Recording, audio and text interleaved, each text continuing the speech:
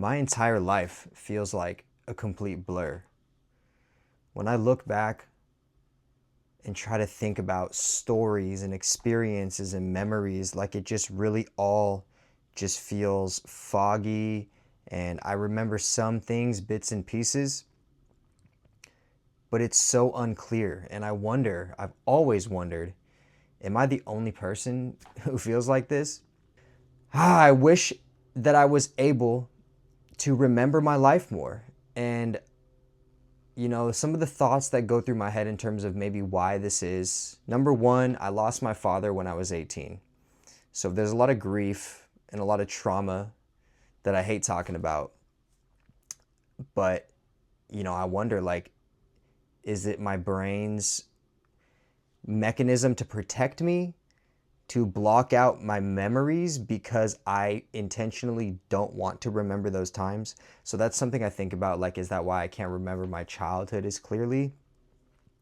Another reason is my ADHD. Like, I'm 100%, I suffer from adult ADHD.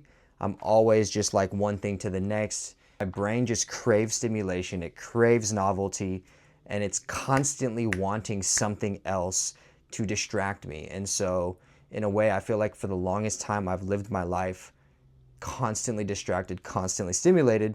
So am I preventing my brain from actually reflecting on experiences and logging them as memories to call upon later?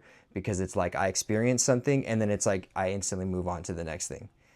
So since I have gotten more clear-headed, one major thing stands out to me, and that's the fact that I've lived in my head so much of my life in terms of just being self-conscious or worrying about what other people think about me, comparing myself to others constantly, completely focused on my external world, that I wasn't able to process anything going on in my life fully internally because of how hyper concerned and worried I was about everything else going on.